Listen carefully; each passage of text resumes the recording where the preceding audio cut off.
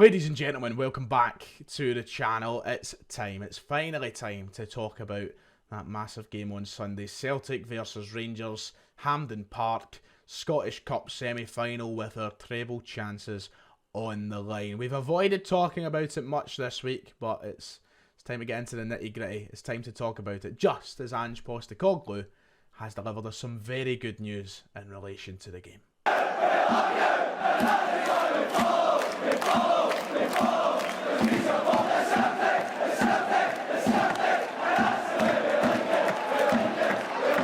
Welcome back. Like and subscribe if you haven't already. It would be much appreciated. Usually for these games we would have a wee podcast preview show. We'd get all the boys round. We'd have a full-blown discussion in relation to the game. Sadly this week we couldn't find the time to get together and do so, so that's been postponed. Hopefully we'll have a review show instead for you next week, so keep your eyes out for that. But today it's just me and you, me and the viewer. How lucky. I bet you're absolutely delighted, aren't you? Now, disclaimer, I want to start this derby preview a little bit differently to how I normally would, because when you go into these derbies, we always throw about the same catchphrases, the same metaphors, the same cliches, if you like, and it's whoever wants it more in the day, it's form goes out the window, yada yada, which obviously has been very true in relation to our derby over the years. But going into this game, Celtic should be winning. And that's the way that I look at it very bluntly. And that bluntness might come back to give me a slap in the face. And it might leave me looking a little bit foolish on Sunday. But let me stress this. I'm not saying Celtic will win. It's not overconfidence. And it's not completely disregarding Rangers as potential winners in this semi-final match. No. I just look at both teams right now. And I look at two sides who are at completely different ends of the spectrum, who are in polar opposite states right now. Celtic, fully working order, perfect condition, head to toe, not a problem in sight. Rangers, head to toe, complete and utter mess, on and off the park. No one knows what's going on. They can't wait for the season to end. This is their last chance at salvaging something from what has been an incredibly poor season. And for me, that means Celtic are quite rightly and should be favourites for this game. So normally we would talk about form going out the window and who wants it more in the day. I'll be extremely disappointed if Celtic don't win on Sunday, and I'll cut to the chase. I won't be disappointed to the point where I'm, calling the manager and the players' names and, throwing my toys at the pram and saying the season's a write-off. But I'll be disappointed that we've not took advantage of a Rangers side who are grunting on the floor, to put it very mildly. So I'm not really buying into the same derby catchphrases this weekend. I think Celtic should know what to do. They should see the opposition in front of us. And once again, to put it mildly, we should be going for the jugular.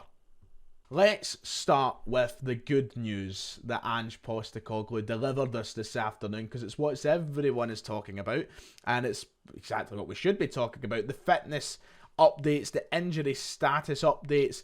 We've got confirmation that Jota, Hatate and Abada are back. They're ready to go and will be available for the game on Sunday. Some huge news delivered at Ange Postecoglou's press conference this afternoon. Of course, earlier this week on the channel we spoke about Ange's comments saying that they would train and they would assess them come the end of the week. But it was looking good. Well, it's looking really good because they are now confirmed to be available. To what extent, we don't know. We don't know if they'll be starting the game, if he'll wait to bring them on later in the game. But what matters is they're there.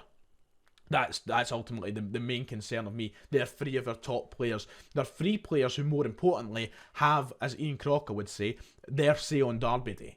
Their influence on these matches is huge. It's massive. It can't go underestimated or undermined. Hatate's had man of the match performances against Rangers. Jota and Abada have scored a great amount of goals between them against Rangers. They have a direct influence on what happens in these derby games, and they're back and they're available. It should scare Rangers, it should please us, and I'm sure it certainly does please all of us. So I'm absolutely buzzing at that news today. Here's what Ange had to say.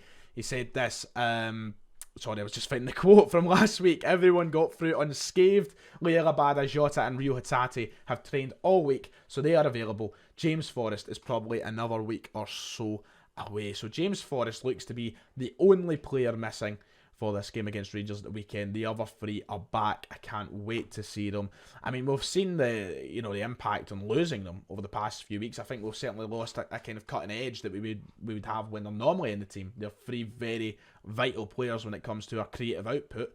Hatate's midfield influence has been certainly missed. So I'm looking forward to seeing them. If they're ready to start the game, get them in. Get them in, Ange. So that was the good news. Let's talk about the game itself a little bit. What am I expecting? Because the last two derby games have been disappointing in terms of quality. They haven't been the best games to watch. Maybe for neutrals, they've been okay, especially that last one at Celtic Park. But as a Celtic fan, Celtic haven't been at their best in the last couple of derby games. And that's what I mean from my opening statement in this video.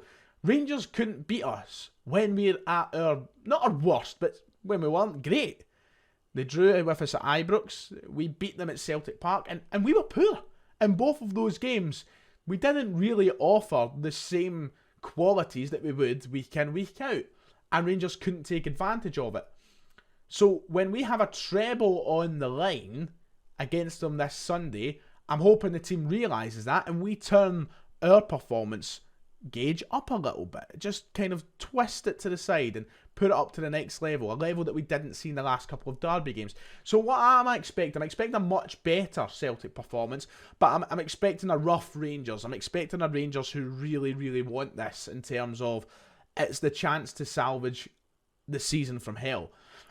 If they allow Celtic to walk away from Hampden Park with one hand on the treble, you know, that's not what their fans are going to be happy with. That's not what they're going to be happy with as a team. So I think they're going to be stuck right into us, and they're probably going to go for it. But we should know how to handle that by now, because we've handled it in so many occasions. It's a Rangers side that I think are more brawn than brains.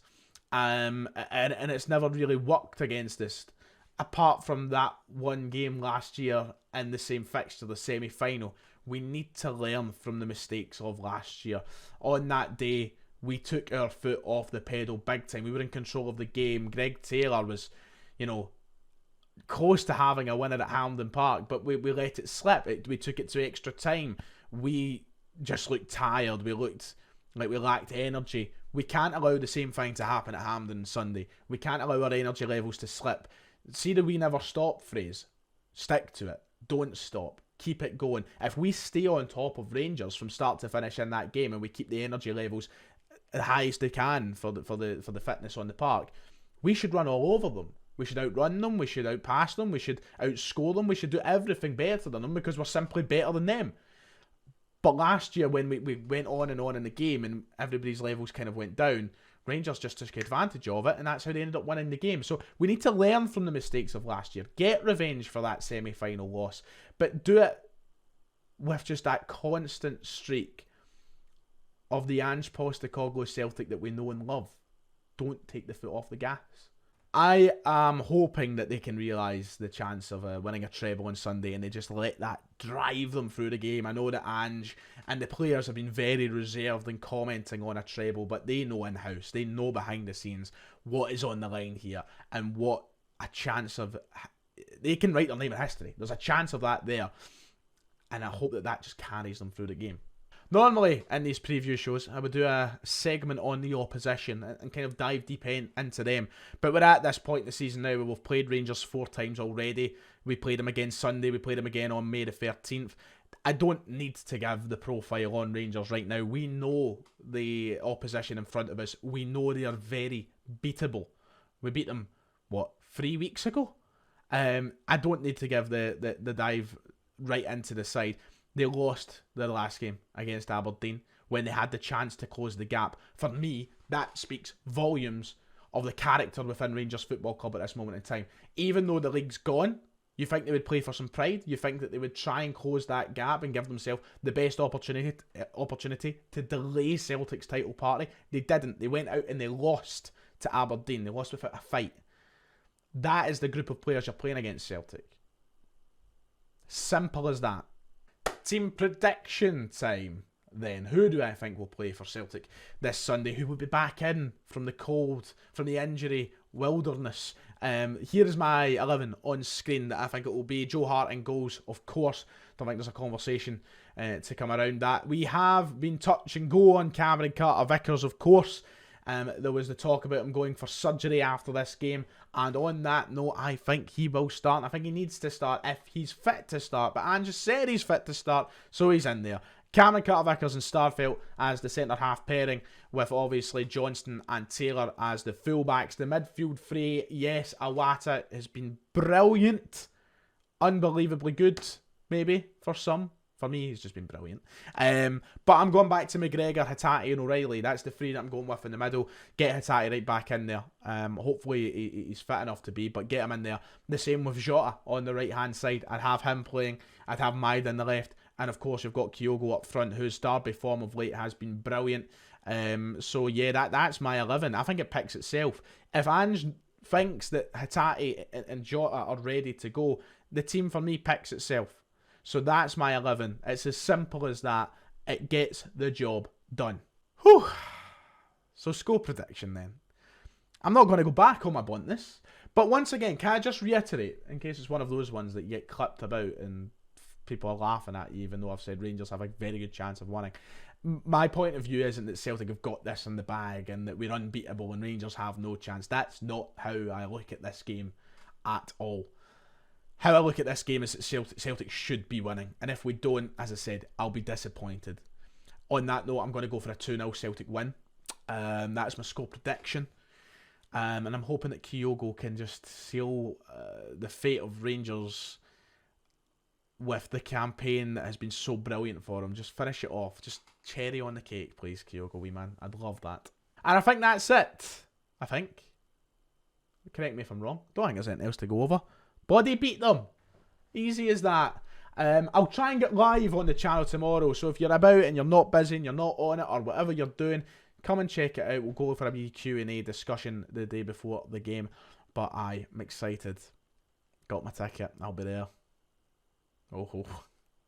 Nervous? Not me. Like and subscribe. I'll see y'all next time.